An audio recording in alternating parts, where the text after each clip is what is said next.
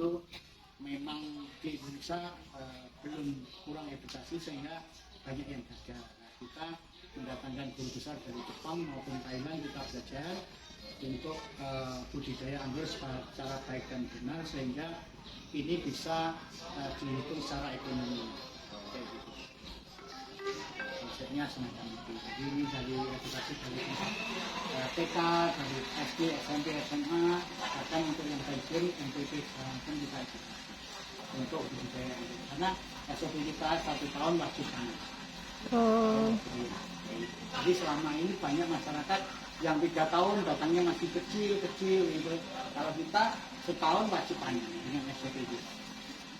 Makanya kita memberanikan diri tergabung di kelompok P4S, pelatihan secara swadaya ya, kayak gitu. Jadi kita ada pelatihan baik itu yang pemula maupun profesional. Pensiunan nggak? Rencana mau pensiun gitu ya? Itu MPP ya, itulah. Oh gitu ya.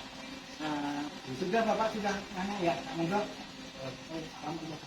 Kita menanam kalau kita konsepkan di kita untuk hidup layak seorang pensiunan itu bahasanya begitulah. Ini skala kecil untuk sekedar hidup, maksudnya cukup untuk sehari-hari selama setahun kayak gitulah. Jadi kita luasan segini, ini 9 kali 25, 9 kali 25 atau 225. Ini menurut kita untuk budidaya sekarang ini tidak layak untuk seorang pensiunan dengan tidak. 9 kali 25 meter. 9 kali 25. 9 kali 25 tidak harus di tanah kosong, bisa dipakai rooftop atas, lantai 2, lantai 3, lantai 4 boleh. Lantai ini kan harus ke tanah ya? Tidak selalu. Tidak selalu. Kita bisa menggunakan pot, bisa menggunakan planter bag atau bisa menggunakan berarti di rooftopnya bisa. Bisa. Kita yang melakukan kayak gitu ada di SD Persiapan Sabila, pensiun. banyak gedung-gedung yang sudah kita bertanam anggur ini. Iya kita kan? konsepnya Perlu dipikirkan. Perlu dipikirkan. Jepang itu kan nggak ada lah. Kakak marketing tadi yang Betul lah, makanya itu penjualannya. Dijual kan? Lah, masa mau dinikmati sendiri? Iya. Jepang, kita diskusi sana. Teleponnya nggak beli-beli. Jadi dengan 9 kali 25 ini kita gambaran awal ini nanam ini usia kemarin panen di angka 10 bulan sudah panen. Ini usia penanaman sampai buah pertama itu 9 bulan sampai 10 bulan. Total berapa pohon? Ini ada 24 pohon. Skala ekonomi, satu tanaman ini bisa menghasilkan sekitar 25 sampai 30 kilo dalam tahun pertama. Dalam tahun pertama. 20 kilo. 20 sampai 30 kilo. Kurang lebihnya begitu ya. Dengan asumsi harga terendah kita sekarang, itu 1 kilo minimal 100.000 sudah menghasilkan 2 juta sampai 3 juta satu pohon dalam 1 tahun pertama. Tahun kedua bisa panen 2 sampai 3 kali lipat. Karena anggur di Indonesia itu memungkinkan setahun itu berbuah 2 kali atau 3 kali. Gitu. Nah, dengan asumsi kita panen dalam 20 sampai 30 kilo, nanti tahun berikutnya, setahun berikutnya bisa panen 2 kali saja, itu berarti per pohon bisa menghasilkan 4 sampai 6 juta. Kalikan 2 kali doang. Ya, jadi itulah makanya kita menghitung skala rumah tangga, pensiunan, Ekonomi masih nutut lah ya ini ya. Nah, makanya dengan ini 1 tahun ini kita sudah menghasilkan 60 juta per tahun. Tahun pertama ya Bapak, tahun pertama. Kalau kita asumsikan rumah tangga, berarti gajinya ini kan kurang lebihnya sudah 5 juta lah. Hanya cukup untuk makan dan sebagainya. Kalau pengen lebih ya berarti ditambah luas lagi, atau kita bisa mempergunakan tanaman anggur itu untuk lahan yang lain. Misalkan ini dipakai untuk jus.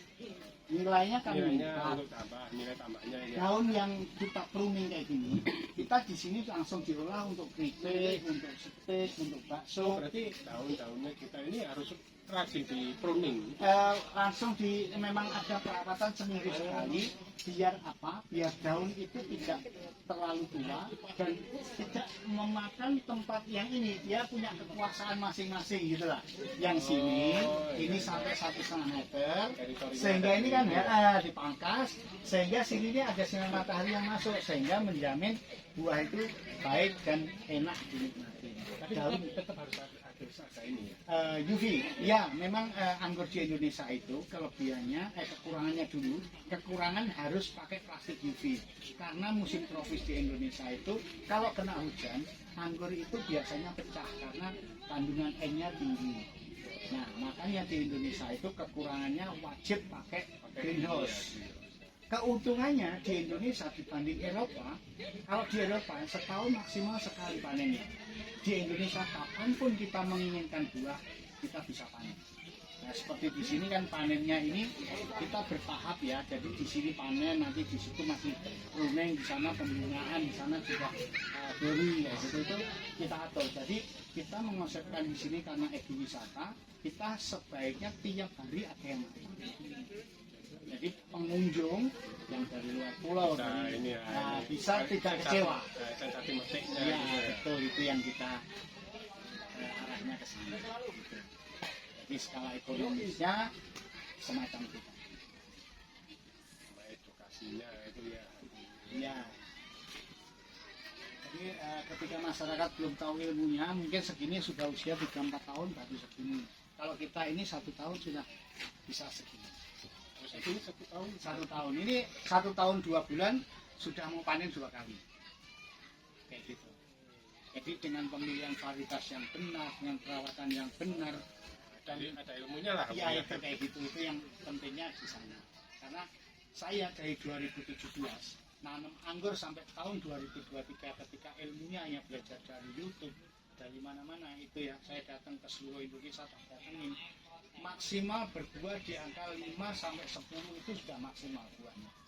Nah setelah ilmu yang kita dapat dari Tuan Raja dan Badariah dari Thailand dengan beberapa ilmunya dari Jepang, kita bisa membuahkan antara 20 sampai 30 kilo per tanaman. Nah itulah ilmunya ya. Ketika kita nggak ada bimbingan tanaman anggur kan memang Indonesia nggak punya anggur sama sekali. Jadi ilmunya itu masih belum tahu tentang perawatannya, tentang medianya, tentang pengendalian hamanya, belum tahu. Maksimal setahun itu berbuah itu paling 5-10 tompel. Nah setelah ilmunya oke, maka kita siap budidaya. Jadi yang menentukan varietasnya nih, Bapak di ketinggian berapa, terus konsep rumahnya seperti apa itu nanti akan kita diskusikan sehingga menjamin 1 tahun wajib panen. Oke, ya. Berarti varietas itu ada macam-macam. Ada di sini sendiri ada 55 varietas di sini yang tergabung dalam GH Edukasi, yang mana edukasi itu penanaman anggur itu ada para-para, ada yang namanya trellis Y, di situ tergabung di situ. Ada trellis I, misalkan di Cina itu rata-rata menggunakan trellis I, hanya pendek-pendek. Jadi cuma ke atas gitu ya. Nah, kalau ini para-para biasanya banyak digunakan di Jepang. Tapi kalau menurut saya, kalau yang di Indonesia ini menurut versi saya itu yang paling menguntungkan para-para. Karena sinar matahari semua menaik buah, sehingga dari tingkat kemanisan dan tingkat produktivitas para-para yang kita pengennya direkomendasi. Tapi itu juga berdasarkan usia. Kalau kita usianya sudah mungkin sudah sepuh gitu ya, merawat gini ini juga perlu energi. Nah ini kan cengeng ya. Nah kalau kita yang sudah berumur biasanya kita suka merawat yang di samping ini. Itu edukasinya gitu. Jadi pilihannya itu hanya pilihan. Jadi kalau yang misalkan di Korea itu paling banyak menanam dengan cara trellis Y, trellisnya Y. Nah itu sehingga merawatnya di sini sama. Buahnya dari kualitas buahnya itu kita cenderung untuk di para-para. Yang para-para berarti ini apa namanya? Para-para ini. Apa jenis anggurnya? Kalau ini cherry kristal. Cherry kristal. Jadi dari bentuk buahnya memang menuai kristal. Rasanya ini belum matang ya Pak. Ini masih sekitar 60-70%.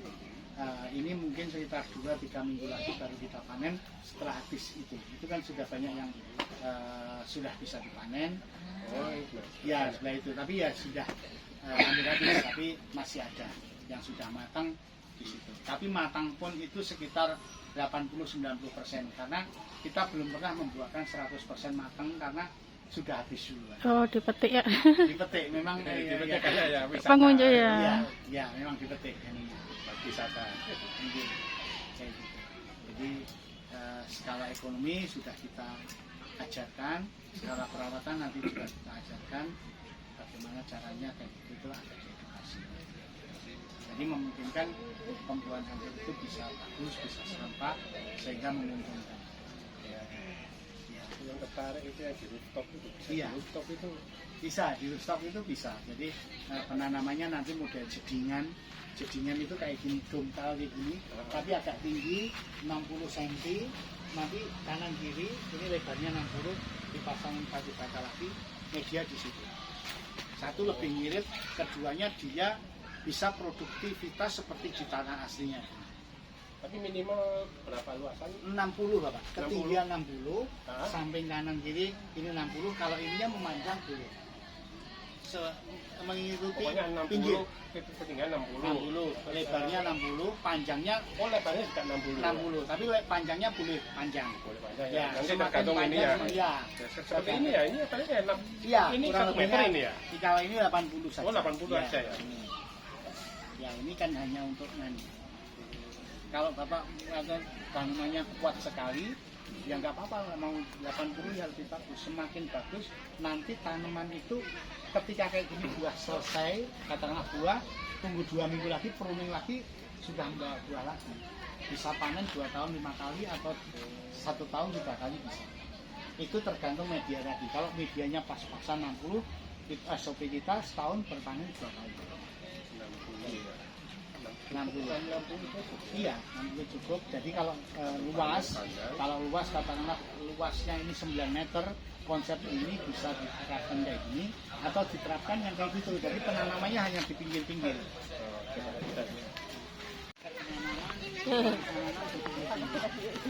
Oh iya. Karena di sini difungsikan sebagai apa itu garden party. Biasanya dipakai untuk pesta, dipakai untuk lomba segala macam, kita menggunakan di sini. Misalkan kita ada Berarti bisa disewakan gitu? bisa disewakan ini. Disewakan Iya. Hitungannya gimana sewakan? Kalau di sini itu tempat itu gratis. Tapi nanti ada biaya sound system untuk listrik dan lain sebagainya aja. Tapi tempat gratis asal makan minum kita sediakan. Oh, berarti ya hitungannya per orang itu speknya nanti ke situ. Ya, jadi tergantung menu, bisa prasmanan, bisa box, bisa macam-macam. hitungannya per pack ya, berarti per orang ya? Iya, berapa? Ya nanti tergantung negonya, maksudnya nego itu menu apa, misalkan ya bisa 30.000 satu orang untuk acara arisan, 30.000. ya untuk pengajian, untuk reuni, untuk apapun di sini boleh, untuk senam segala macam apapun. Minimal berapa? Cuma beberapa orang. Nanti ke Pak Sasi Hadmin kita, Oh, enggak iya. ada masalah 20-30 orang enggak masalah. Di bawah 10, Pak. Oh kalau di bawah 10 nanti langsung datang saja. Oh, langsung datang. Langsung ke kafe aja, Iya, ke kafe aja. Nggak perlu Nggak perlu reservasi kalau itu. reservasi, repot Iya. nanti Ya, kalau itu cuma langsung datang pesen nanti kafe. itu mau pakai dulu atau jalan-jalan dulu ke sini. Oke, artinya boys. Ini yang memberikan kan Pak Wahyu. Itu biasanya untuk wedding kita menggunakan ruang itu sebagai weddingnya di situ. Nanti makanya ya, kalau mau dikonsepkan wedding sekalian oleh-olehnya dari anggur, ya berarti di situ nanti di sini pengunjung bisa Sudah pernah. ini nanti September. Oh, berarti belum pernah ya? Belum. Ini masih kita bukanya kan baru Desember kemarin dan itu pun Desember 2025. Iya, baru bukanya itu terus kita kehabisan buah itu 3 bulan karena waktu itu kita konsepkan 5 gindos yang panen itu pikir saya mengonsepkan untuk 2 bulan ternyata nggak sampai 2 minggu belum kita buka di media sosial sudah boom habis bulan. Nah makanya sekarang kita konsepkan tiap hari sebaiknya ada. gimana? Di rolling, Di rolling. di rolling. Jadi Apa aja gitu rollingnya? rollingnya, perawatannya juga konsepnya kita ada tiap branders ada jadwalnya masing-masing. Enaknya di Indonesia itu anggur mau dikonsepkan kayak apapun, panen kapan pun bisa. Saya kalau kayak di Eropa kan ada 4 Nggak musim bisa. gitu kan. Betul, kalau makanya itulah yang membedakan. Tapi di sana enaknya kan nggak perlu pakai greenhouse. Iya. Nah, cuman itulah kurang lebihnya di Indonesia. Tapi ya kita bisa kapanpun panen. Sehingga kalau di sana untuk misalkan edukasi misalkan, berarti kan setahun sekali. Kalau di sini kapanpun bisa. Nah, kayak gitu adik-adik untuk edukasi. Nanti ya MPP kemarin PT Pega, PT Petro Semen Buntang, ya kayak gitu edukasi dan wisata. Saya dari Gresik. Oh ya, Gresik kemarin saya bawa ke Nana Istana Pengangguran sih, belum kesini. Saya belum bikin. Pengalaman saya bikin kebun di Istana Pengangguran Pakis, sana belajar gagal, dan akhirnya kita sekarang ini. Oh, ada lagi. Ada, Oh. bukan Gama Grip bukan. Oh, bukan. Kalau Gama Grip itu kan menonjolkan wisata. Wisatanya kayak ada sekolah permainan sekarang. Iya. Kalau ini benar-benar edukasinya ya. Nggih, Ini yang sama tempat itu ya. nggih.